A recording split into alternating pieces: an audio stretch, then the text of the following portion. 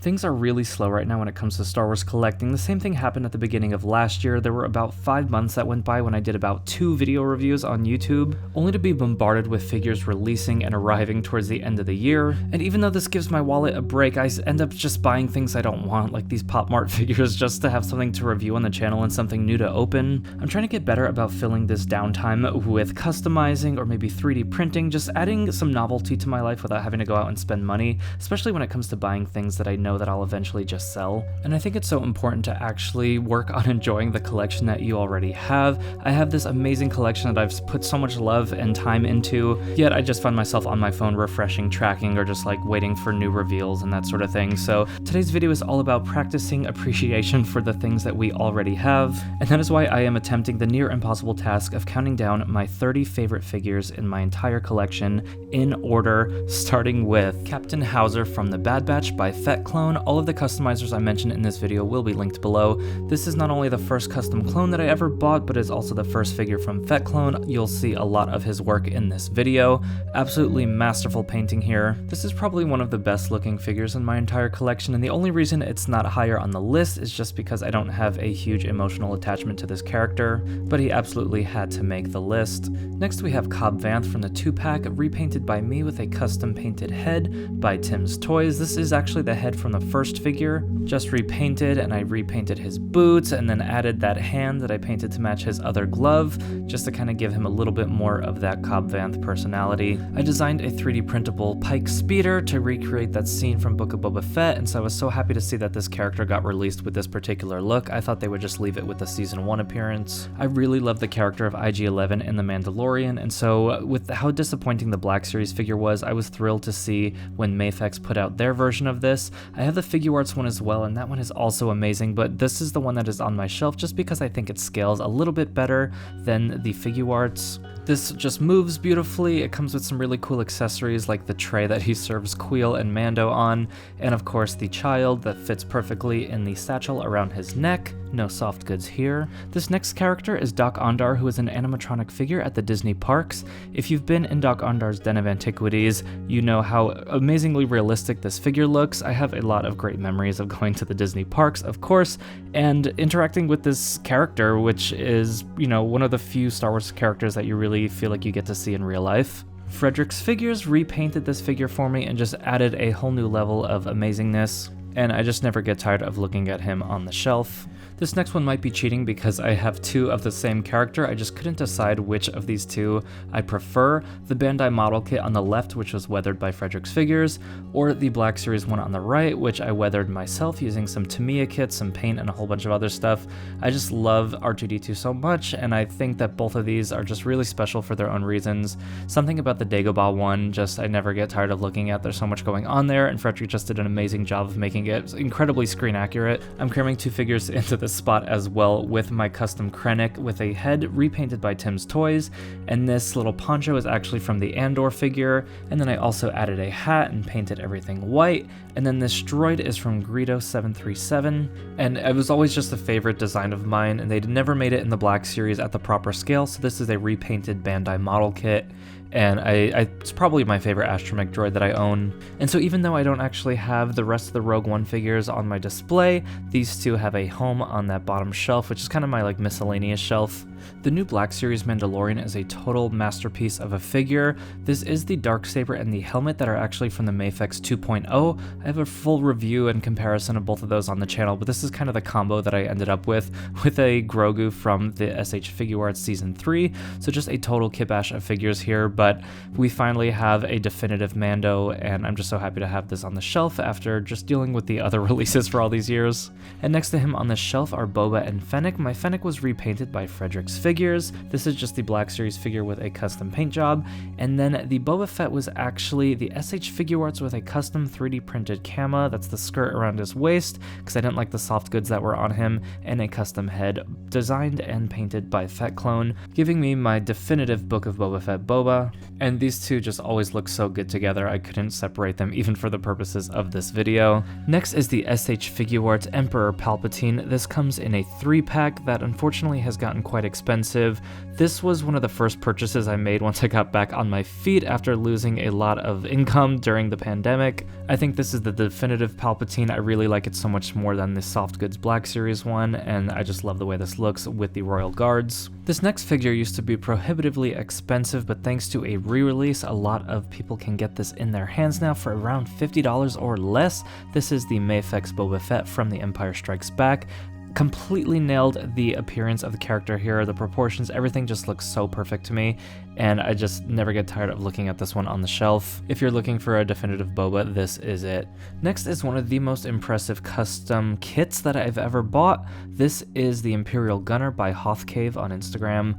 I just can't believe how easily these pieces just popped right on to the Death Squad commander. A lot of the times when I get a custom figure, it's always almost sort of a placeholder until an official figure is made, just given the nature of the paint and just how the figure moves or looks. But this is a great example of a custom figure that 100% satisfies me, and I'm not even really interested in whether or not Hasbro will ever make one, because this just completely does the trick. I've wanted a Captain Antilles figure for a while in 6-inch scale, and I used a Marvel Legends Talos body here. I'm really proud of this one. I did it completely by myself, which isn't the case for most of the customs on this list. I'm not crazy about the head. I'm kind of waiting for another one to come out, but the way that the visor kind of hangs over the eyes, it doesn't bother me too much. I did have to sand off some of the buttons and zippers to make the jacket look a little bit more Star Warsy, but it's nice to kind of feel like that Tantive 4 scene is complete on my shelf now. I never had a huge attachment to the character of Pre Vizsla, but when the Black Series figure came out, I thought it looked amazing, but something was off with that older body, and so I did a little bit of a kit bash here with the new Fleet Commander and some 3D printed parts. There's a bunch of guides on Reddit of how to do this. It's the first time that I've actually done like an armored character using 3D printed parts as far as I can remember, and so I was a little bit nervous about how it would look, how the parts would fit, and especially painting that little piece on his chest plate with the blue paint. But I have to say I'm really proud of this one, and so it always makes me happy when I see it on the shelf. When I bought this Palpatine head from Fett Clone, I really didn't know what body I was going to put it on since Palpatine's looks are so specific, but I actually kind of kit bashed this figure using a torso from the Figuarts Severus Snape figure. The belt is from a Marvel Legends Katie figure, and I don't even remember where the skirt came from. I think I might have gotten that from Tim. I think it's from a Buffy figure perhaps, but I just love the way this turns out, and it's not really screen accurate, but it just feels like Palpatine to me. I really love the character design of Saw Gerrera, and I did a custom paint video on my channel showing how I weathered this figure up, and this head is actually custom from Fett Clone from the Jedi Fallen Order game, which is probably one of my favorite video games of all time, definitely my favorite Star Wars game, and so I just love having this on my Fallen Order section of the shelf, and I think it looks amazing, and I like that it's a little bit different than the stock figure. And next to Saw on the shelf is this Cal Kestis from Jedi Survivor with a custom head by Fett Clone and a BD1 that I painted myself. I did a lot of weathering on the body here. I think this is such an amazingly engineered figure, and the custom head just takes it to the next level. This is just one of those figures where I don't even know what I would change on this if I could, because it just looks perfect. This next figure is special for a number of reasons. It is Leia by Tim's Toys, completely sculpted, and I think it's a Black Series head that he repainted. When I first saw this figure on Instagram, it totally blew my mind and totally changed what I thought I knew about customizing and what was possible for an individual to do with a Star Wars figure. And not only that, it's the reason I became friends with Tim, and it's also the first time I really spent over $100 on a custom figure, and that kind of broke the seal, and now we're in a bit of a mess, but I have absolutely no regrets. I really love this Princess Leia from A New Hope from Figuarts. This is just such an iconic look for an iconic character, and I'm really happy with the way that this figure turned out. This is just straight out of the package, no modifications here, which is kind of rare for me, especially on the channel. I could probably use a custom head, but I haven't seen one that really captures Carrie's likeness better than this, and it's not the best likeness in the world, but something about this character and this figure is just amazing. I repainted the body on this Bo-Katan figure, and I 3D printed her little shoulder armor there with the Mandalorian Mythosaur symbol, and this is a custom head by Fett Clone capturing her Season 3 appearance. I was really happy with the Black Series figure, and I thought the likeness was pretty good, but I just needed to get that Season 3 look with the better hair, and I think this looks great. And this is on one of my hexagon stands that's available on my Patreon. This one is special because it has a little helmet stand, so you can display both the figure and their helmet without needing to have them hold it necessarily. We are in the top 10 now, and I am surprised to see a stock figure right out of the box here with the Figuarts Obi-Wan Kenobi. I think there are other figures on this list that are better, but this character to me is so special because Phantom Menace was the first movie that I really fell in love with. It made me a Star Wars fan, it made me love movies, and it made me want to be a creative person as a career. I would devour all of the special features on all the DVDs, and so seeing this Obi-Wan in this look is just so nostalgic to me. I think it's one of the best likenesses that I've ever seen straight out of the box in 6-inch scale, and if you don't have this figure, definitely consider getting it. I think it's re-releasing soon. I'm not crazy about the Black Series Jango Fett body, but I think it looks okay, especially with this custom head by Nuno. I think it's so cool to have his little pilot headset on there, and I think the likeness is amazing.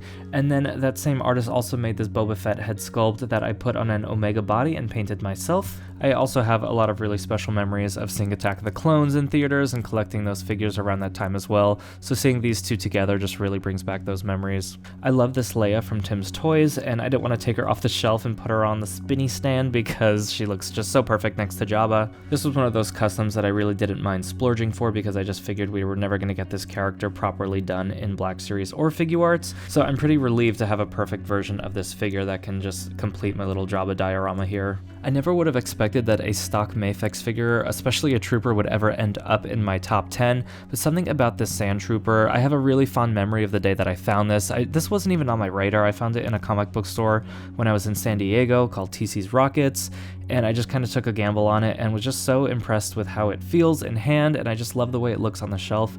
I really don't know why, but just something about this one is so special to me, and I never get tired of looking at it. The Black Series Count Dooku is an amazing figure, but I of course had to add a custom head. This one is from Nuno, and I added a hand from a Marvel Legends figure, and I just think it really just takes the whole thing up a notch. I remember searching high and low for a Count Dooku figure when I was a kid. It took me months to find it. I remember the day that I finally found it at a Toys R Us, and not only does this figure look amazing, but it's got some great memories attached to it as well. The SH Figuarts Kylo Ren from The Force Awakens is quite nice, but it doesn't come with a head sculpt, but that's where Fett Clone came in with this amazing Adam Driver likeness here. I wasn't expecting to have a sequel figure on my top 5, but I love the way that this looks so much. This is one of my favorite character designs, and I really do love the character of Kylo Ren. I think, we could have seen a lot more from him, and I would love to see more of his backstory. I highly recommend checking out the Kylo Ren comic. There's a fully voice-acted version on YouTube, so go ahead and look that up. It's really cool. I did not think I'd ever have a Queen Amidala in 6-inch scale. Figuarts teased it a while ago with a prototype and just never brought it to production. I think just the deco cost and the character itself just wouldn't sell well, but I am so happy to have this custom figure head to toe from Nuno. This is completely sculpted by him and painted. Just an absolute masterpiece. I've only had it for a few months, so I think that recency bias may be putting this into the top 5, but I mean, come on, just look at this. In my top 3 now are actually 2 store-bought figures and only 1 custom. This is the SH Figuarts Luke Skywalker. Obviously, the name of my channel often refers to this character in this particular look, so it's special to me for that reason. This is re-releasing soon, so don't miss out on that. I really think this one is worth the money, especially with how far the Black Series one is compared to this. This is about as iconic main character Star Wars as it gets, and so this is just, to me, it feels like an absolute must-have for any original trilogy collection. Number 2 is the SH Figuarts prequel Yoda. I got these before the price went crazy, so I do have 2 of them, but that's a great way to demonstrate just the variety of this figure with the alternate heads and the alternate robes. You can have him sitting in the Jedi Council chair with his body kind of tucked underneath. You remove the bottom of the seat and his legs go straight under. It's really cleverly engineered, and then he has a straight robe and a blowing robe. He comes with a cane. There's just so much variety here, and I love kind of mixing this up on my shelf every once in a while. I really do think that this is a must-have for any prequel collection. So the number 1 favorite figure in my collection as of now kind of surprised me, but I just really couldn't find one that I wanted to put above this one, and that is Ahsoka Tano from The Mandalorian with a custom paint job by Frederick's Figures.